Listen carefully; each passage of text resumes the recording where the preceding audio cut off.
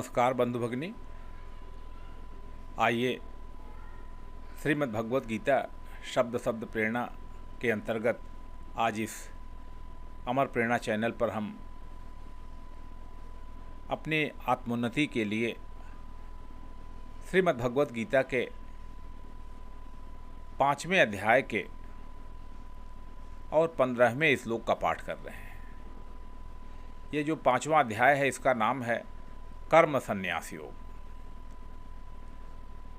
आत्मीय बंधु भगिनी, कर्म तो हम सब लोग कर रहे हैं, लेकिन कर्म को समझ करके करें।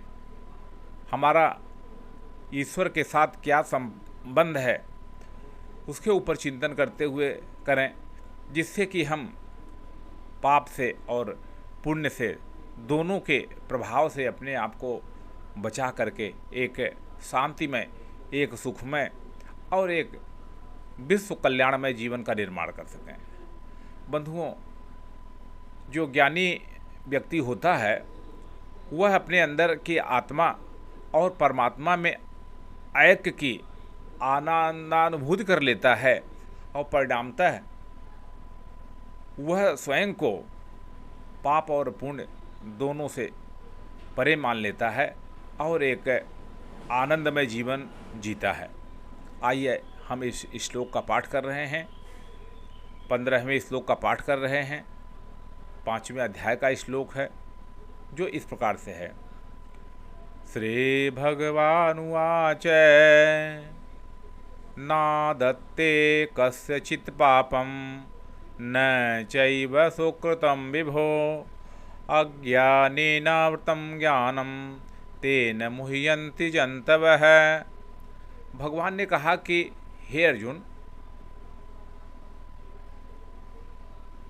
जगत का संहार करता, पालन करता ऐसा जो सर्वशक्तिमान परमेश्वर है, वह न तो किसी व्यक्ति के पाप को ग्रहण करता है, ना दत्ते कस्यचित् पापम, और न तो किसी के शुभ कर्मों को ही ग्रहण करता है। अज्ञानेन वृतं ज्ञानम, परंतु सबका ज्ञान, प्राणियों का ज्ञान अज्ञान से ढका होने के नाते जितने भी प्राणी हैं वे मोह से मोहित हो रहे हैं। वे नहीं समझ पा रहे हैं कि किस प्रकार से ये भगवान हम लोगों के पाप को न स्वीकार करता है, न पुण्य को स्वीकार करता है। इसको हम इस बात से समझ सकते हैं कि जैसे प्रकाश है,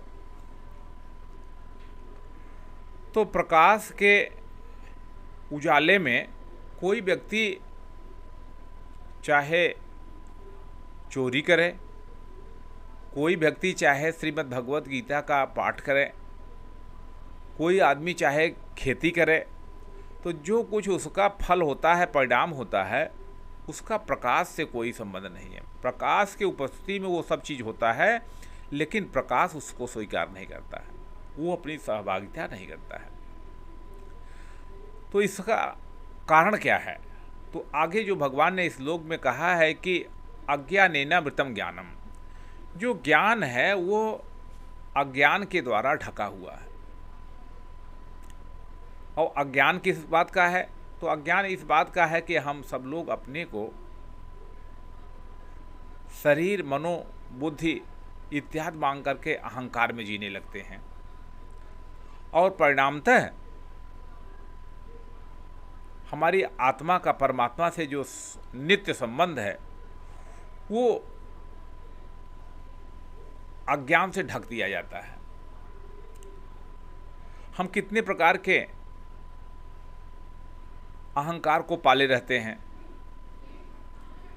जिस देश में हम जन्म लेते हैं, जिस परिवार में हम जन्म लेते हैं, जिन परिस्थितियों में हम जीते हैं, किसी ने हमारा नाम दे दिया फला, तो हम अब उसी को अपना नाम मानने लगे। जिस जाति में हम जन्म ले लिए उस जाति को लेकर के अब हम झगड़ा करने लगे कि हम तो ब्राह्मण हैं, हम तो ये हैं, हम तो चमार हैं। कितनी प्रकार की जातियां हैं और हम मान लेते हैं। उसी प्रकार से अनेक प्रकार के, कोई आदमी विधायक बन गया, अब वो अपने आप को भूल जाता है, उसका अज्ञान प्रभावी हो जाता है, वो अपने को विधायक ही मानने लगता है और ये नहीं मानता है कि मैं एक मनुष्य हूँ। तो अज्ञानेन वृतम ज्ञानम, चूँकि ज्ञान जो है, जो सत्य ज्ञान है, वो अज्ञान के द्वारा ढका हुआ, इस नाते ऐसा होता है और वो फिर मोहित हो जाता है। जब मोहित होकर के व्यक्ति काम करता है तो वो यही बात सोचता है कि ये भगवान जो है हमको पाप और पुण्य का भागीदार बनाते हैं। ऐसा कुछ भी नहीं है। अब आप एक छोटे से उदाहरण समझ सकते हैं कि कोई एक सज्जन थे जिन्होंने एक कंपनी स्थापित किया। वो बड़े सज्जन आदमी थे। कंपनी में जितने लोग थे वे सभी लोग उनको बड़ा प्यार करते थे, बड़ा आदर देते थे। लेकिन ये सज्जन कंपनी के रेपुटेशन से बड़े ही मोहग्रस्त हो गए थे।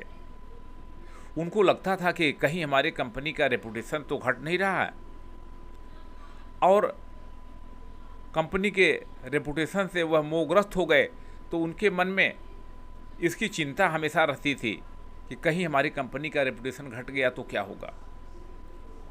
बहुत विचार करके उन्होंने एक दिन निर्णय किया कि यार ये तो एक बड़ी आफत है, कंपनी ठीक चल रही है फिर भी हमारे मन में चिंता क्यों है, दुख क्यों है, क्यों हमको डर लग रहा है। हम लोग भी तो डरते रहते हैं, कहीं हमारा पद न चला जाए, कहीं हमारी पहचान न खो जाए, कहीं हमारी कुर्सी न चले जाए, कहीं हमारा सम्मान न चला जाए। कितनी प्रकार के बातों से हम डरते रहते हैं। तो वो जो सज्जन थे जिनकी कंपनी थी, उन्होंने कहा कि चलो इसका एक समाधान निकालते हैं। अब मैं अपनी कंपनी का मालिक अपनी पत्नी को बना देता हूँ। तो जब तक उनकी पत्नी कंपनी में मालिक नहीं थी, वो बड़ा अच्छा व्यवहार करती थी, बड़ा अच्छा बर्ताव करती थी।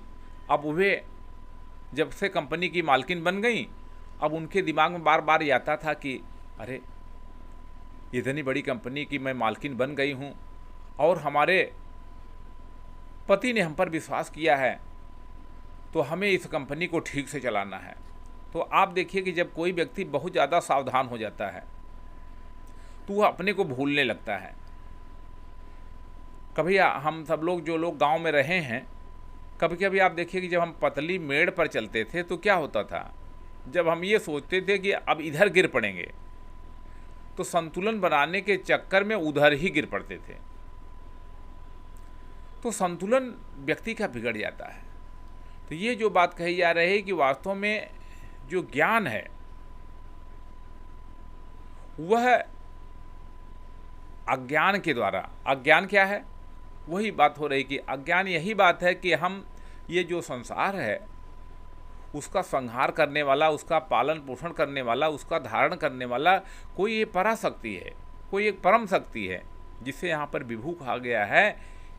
तो ऐसी शक्ति उनके प्रभाव के नाते हो रहा। हम अनावश्यक अपने को कारण मान करके और फिर आदमी मोहित होने लगता है, मोह के नाते आचरण करता है, परिणामतः न वो सुख पा सकता है और न उसके परिवेश में सुख का सृजन हो पाता है। आइए बंधुओं, हम सब लोग भी एक सुंदर संसार का निर्माण करने के लिए, एक सुखमय जीवन का निर्माण करने के लिए और एक श्रेष्ठ जीवन निर्माण करने के लिए एक बार अंदर तो झांकें। श्रीमद् भगवत गीता हमको अंदर झांकने के लिए प्रेरित कर रही है। हमें परिवार चलाना है, हमें समाज चलाना है, हमें नौकरी में अपने उत्तरदायित्वों का निर्वहन करना है, लेकिन धीरे धीरे प्रयास करके एक होश अपने अंदर लाना है, एक अवेयरनेस अपने अंदर उत्पन्न करना है कि आखिर हम हैं कौन। जो भी हमारे इस जीवन के कर्तव्य हैं उनको हम भली भांति करें, लेकिन अंदर अंदर मानते रहें कि नहीं, ज्ञान कहता है कि आए व्यक्ति तुम जो है आत्मा हो। ठाकुर रामकृष्ण परमहंस एक कहानी बताते थे कि इस संसार में उस नौकरानी के समान रहना चाहिए जो कि लोगों के घर में काम करने जाती है। जिस घर में वो काम करने जाती है उस घर का हर काम ऐसा करती है कि जैसे उसका अपने घर का काम है। वह मालिक के बच्चे को भी नहलाती है, धुलाती है, तेल मालिश करती है और उसको गोद में बैठा करके खिलाती है। वो तो छोटा सा बालक है, वो समझने लगता है कि ये भी तो मेरी माँ है। लेकिन ये जो नौकरानी है ये समझती है कि नहीं, ये बालक, ये घर, ये मेरा नहीं है। मेरा बालक तो मेरे घर में पड़ा हुआ है, जिसको छोड़ करके मैं आई हूँ। वो एक बड़ा प्रसिद्ध गाना है कि ये गलियाँ ये चौबारा, यहाँ आना नहीं दोबारा, अब हम तो हुए परदेसी कि यहाँ मेरा कोई नहीं। तो इस परदेश में हम जो लगाव बना लेते हैं आध्यात्म की दृष्टि से, जब हम होश में रहने लगेंगे तब हम देखेंगे कि हमारा ज्ञान सूर्य अपने आप प्रकट हो जाएगा। धीरे धीरे बंधुओं, नित्य गीता अभ्यास के द्वारा, नित्य गीता स्वाध्याय के द्वारा जब हम अपने अंतःकरण की मलिनता को हटाएंगे, जब हम अपने बाह्य आवरण को स्वयं को अलग कर लेंगे, अनेक प्रकार के आध्यात्मिक श्लोक हैं, पंक्तियां हैं, उसका हम चिंतन करें। पूज्य शंकराचार्य जी की जो वाणी है कि मनोबुद्धि अहंकार चित्तानि नाहम न च घ्राण नेत्रे न च स्रोत जिह्वे न च व्योम भूर्मीन तेजो न वायु और चिदानंद रूप शिवोहम शिवोहम। तो हम हैं क्या? लेकिन जब अज्ञान का पर्दा रहता है, अज्ञान का पर्दा हमें यह सोचने ही नहीं देता है। प्रातःकाल जागरण से लेकर के रात में सोने तक हम कभी इस काम में कभी उस काम में लगे रहते हैं और हम अपने आप को स्वयं को भूले रहते हैं, क्योंकि वही वो बात कहेगी, चूँकि अज्ञान ने ज्ञान को ढक लिया है और इसीलिए सभी प्राणी जंतवः यहाँ कहा जा रहा है अज्ञानेनावृतम, अज्ञान के द्वारा आवृतम क्या ज्ञानम, जिसके नाते तेन मोह्यंत जंतुआ, जिसके कारण जंतु मोहित हो रहे हैं।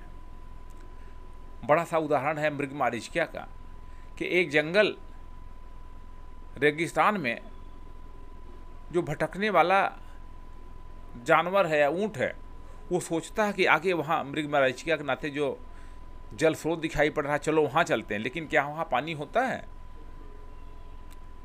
वही बात यहाँ भी होती है। हम कब सत्य का सानिध्य करते हैं? जब कोई मर जाता है। जब घाट पर लोग जाते हैं तब बोला जाता है कि राम नाम सत्य है और सत्य बोलो मुक्ति है। लेकिन अधिकतर लोग केवल घाट तक जाते समय, सौदाह गृह तक जाते समय ही केवल ये बोलते हैं और वहाँ भी जाकर के अपना बिजनेस शुरू कर देते हैं, संबंध बनाने लगते हैं। कई लोग तो जो व्यक्ति मर गया है उसके साथ ही अपना फ़ोटो निकालने लगते हैं, फ़ोटो निकाल करके सोशल मीडिया में डाल करके दिखाते हैं कि देखो मैं यहाँ पर हूँ। क्या है सब? तो कोई भी व्यक्ति शिक्षा नहीं लेता है। क्यों? क्योंकि वो अज्ञान में है। हम चश्मा क्यों लगाए हैं? हम चश्मा इसलिए लगाए हैं क्योंकि आंखें जब कमज़ोर हो गई तब हम अब अक्षर ठीक से पढ़ नहीं पा रहे, दिखाई नहीं पड़ रहा। अभी तो गली में तो दिखाई पड़ जा रहा है। एक ऐसा भी समय जो सूरदास लोग हैं उनको तो कुछ नहीं दिखाई पड़ता। तो बंधुओं, कहने का मतलब यही है कि जो अज्ञान का पर्दा है, जिससे ज्ञान ढका हुआ है, उसको कौन हटाएगा? इसलिए श्रीमद् भगवत गीता में भगवान श्री कृष्ण ने अर्जुन को जो सबसे बड़ी प्रेरणा दिया है कि अय अर्जुन तुम युद्ध करो। संघ की प्रार्थना में है कि समुत्कर्ष निःश्रेष शैक मुग्रम परम साधनन नाम वीरव्रतम। वही वीर व्रत की शिक्षा भगवान श्री कृष्ण अर्जुन को दे रहे हैं कि चाहे तुम्हें सांसारिक उन्नति करना है, नाम यश प्रतिष्ठा जो कुछ भी है, राज्य प्राप्त करना है, या आध्यात्म में शांति का मार्ग प्रशस्त करना है, दोनों के लिए आपको संघर्ष करना पड़ेगा। अगर बाहर का नाम प्रतिष्ठा प्रसिद्धि चाह रहे हो तो तुम्हें समाज के लोगों से कंपटीशन करना पड़ेगा। और अंदर की शांति चाह रहे हो तो उसके लिए तुम्हें अपने मनोवृत्तियों से लड़ना पड़ेगा। आम खाने की इच्छा हो रही है ना, मिठाई खाने की इच्छा हो रही है ना, कितनी मिठाई खाओगे? क्या मिठाई ने सुखी बनाया? लेकिन मिठाई के लिए हम बेचैन हो जाते हैं। बंधुओं, जब हम ज्ञान का सेवन करेंगे तब हम जान पाएंगे कि ये आत्मा ईश्वर का ही अंश है, और इसलिए स्वयं को ईश्वर का अंश मान करके भगवान की भक्ति करते हुए, और भगवान ने जो दैवी संपत्ति का वर्णन किया है, जो दैवी गुणों का वर्णन किया है, श्रद्धा के बारे में बताया है, भक्ति के बारे में बताया है, उन सबके प्रकाश में एक दिव्य जीवन का निर्माण करें। और इसीलिए नित्य गीता स्वाध्याय के द्वारा ऐसा हम लोग प्रयास कर रहे हैं।